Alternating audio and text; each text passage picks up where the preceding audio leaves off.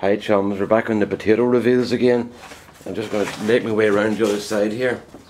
Right, the potatoes that I got out in the summertime, all those bags of potatoes, were finished those last night, and I need to get more potatoes, so I'm starting the bags that I put in that weren't in the trial thing between myself and John. These ones are Cara, which were planted on the 23rd of the 3rd, so that's a good while ago, and Cara 2. Now what I think that means is that I planted these potatoes. These are potatoes from last year that I saved some of the small potatoes and put them into a bag and just left them in the greenhouse, and then when they started to grow in the springtime I topped them up. So I have absolutely no idea what to expect here. I suspect it might be a dead loss, put it that way. So the first for me, so we'll get these done and out of the bag.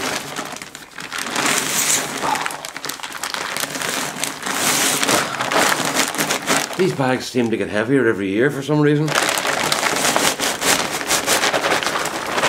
Oh, look at that there. I brought these bags into the greenhouse. Brought the bags into the greenhouse to just keep them good from frosted, you know. And what do you call it? I've got 16 bags of these in here. And I'm going to do reveals for them all, whether you like it or not. I might as well. I've asked before and people just keep saying, yeah, do the reveals, do the reveals. So that's what I'm going to do. I'm just going to do them all, and I'll talk away while I'm doing it, as usual, and just make a good of myself. So you've got a new president in America. I'm not going to make any comments on that, because some of you are going to be very happy and some are going to be very sad. What I will say is I hope that it all works out for you and that your economy continues to improve, even if it is slowly. They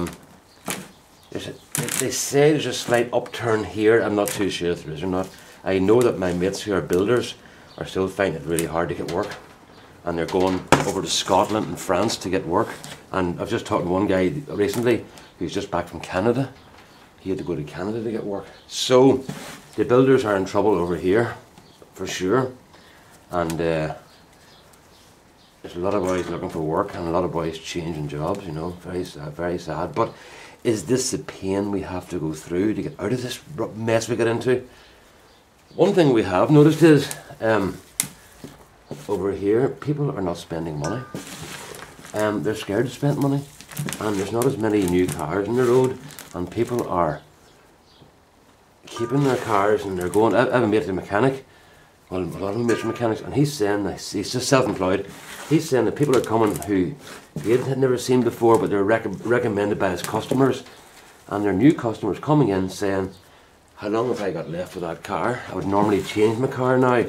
And he's saying, "Well, you put a couple of £100 into it, you'll get another 3 or 4 years maybe out of it, you know." And then people are suddenly enjoying the fact that they're driving without having to pay for a car. This is something I discovered some time ago, and I have still to do a video on my car buying philosophy. But I buy old cars cheap and drive them into the ground. And what it means is I'm driving for nothing, basically, because I have no investment in the car after I've paid for it. If I drive into a ditch, I just walk away and put it down to experience and get another one, and I have no big loss, and I have comfort, because nobody wants big cars, so you get a big car very cheap, you know. And I do very few miles. Like there's my driving today, 2 miles today, that's my driving done, you know. So a lot of people now are discovering the joy of driving without having to pay for a car. I remember years ago when I bought my first car.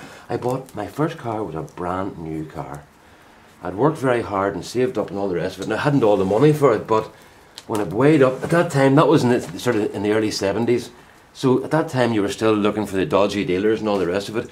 We have the MOT test over here, which does give you a lot of confidence buying second-hand cars, because it is very rigorous.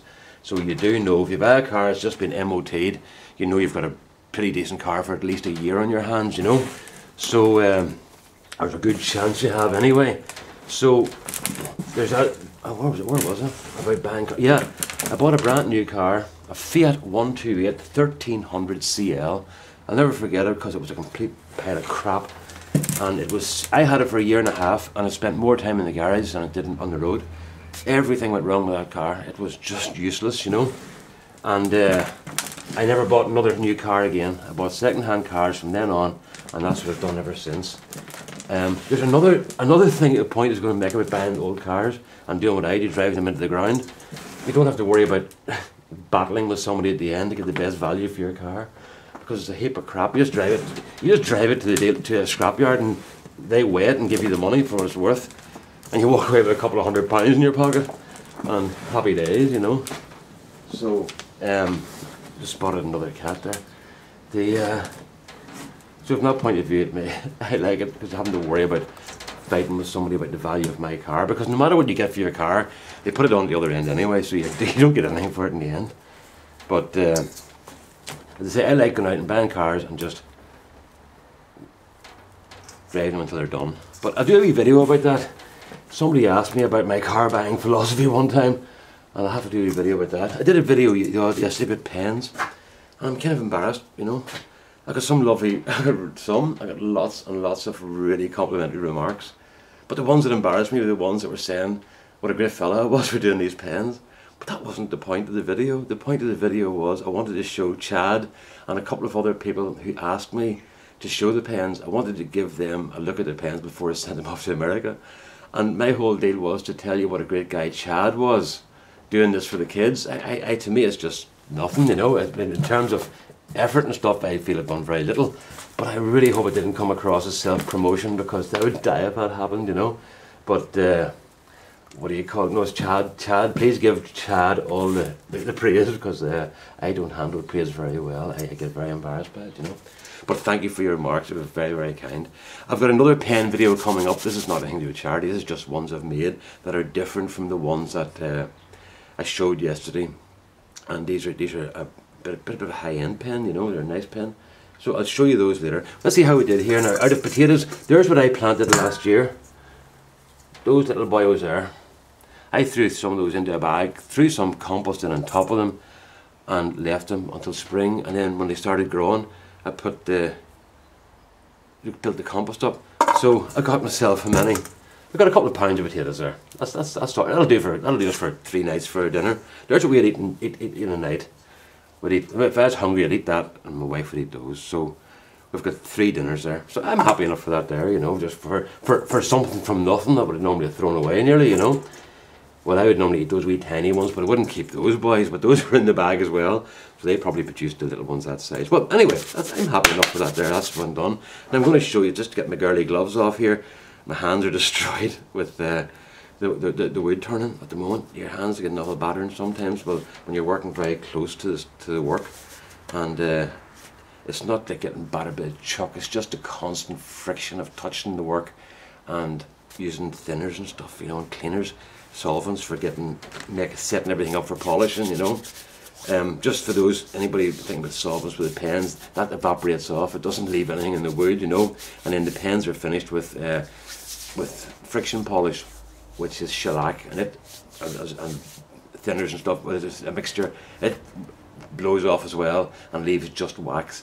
And then I put carnauba wax on top of that. That's stuff from the carnauba beetle, I think it's called. And what do you call it?